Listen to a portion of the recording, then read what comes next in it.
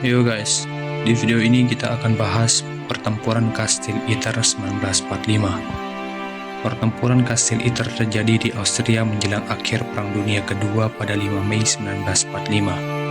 Pertempuran ini melibatkan pasukan Batalion Tank ke-23 dan Divisi Lapis Baja ke-21 Amerika Serikat yang dipimpin oleh Kapten John Seeley Jr., beberapa pasukan HER dan seorang perwira SS yang membelot, serta tawanan perang Prancis dalam rangka mempertahankan Kastil Iter dari serangan SS Panzer Grenadier Divisi ke-17 yang dipimpin oleh Kolonel George Bachmann.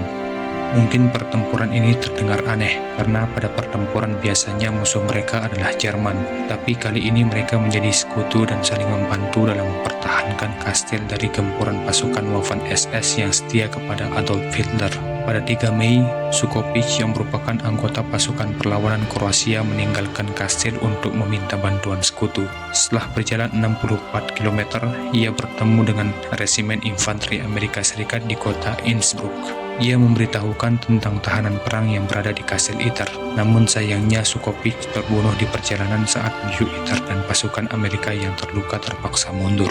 Mengetahui aksi Sukovic, Kapten SS Totenkopf Verbande Sebastian Wimmer khawatir atas keselamatannya dan meninggalkan pos bersama pasukannya. Melihat kesempatan yang ada, para tahanan langsung mengambil alih kastil dan mereka mulai mempersenjatai diri dengan peralatan yang ditinggalkan.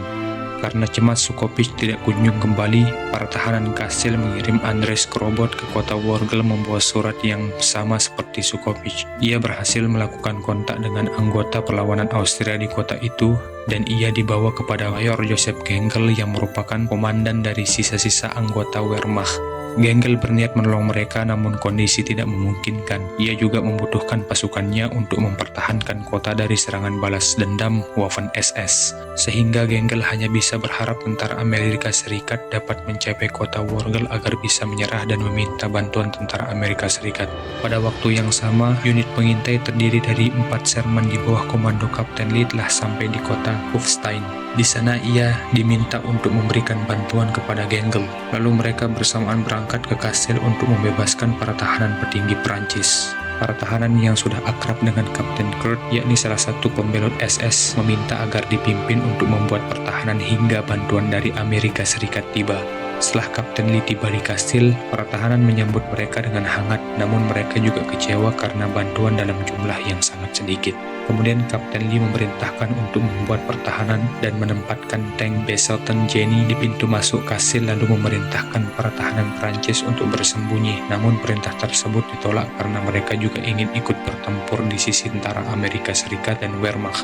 Pada pagi harinya sekitar 100-150 pasukan SS tiba di kastil dan melancarkan serangan. Pertempuran pun berlangsung sengit dan tank Sherman yang telah menghambat pasukan SS berhasil dilumpuhkan oleh Mariam 88 mm.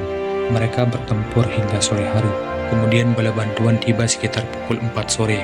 Tak berselang lama pasukan SS pun segera dikalahkan dan sekitar 100 anggota SS ditawan.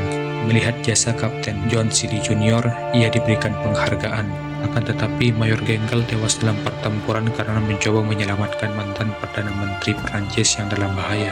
Atas kegigihannya ia dijadikan pahlawan nasional Austria dan namanya diabadikan pada sebuah jalan di kota Worgel yang diberi nama Gengel.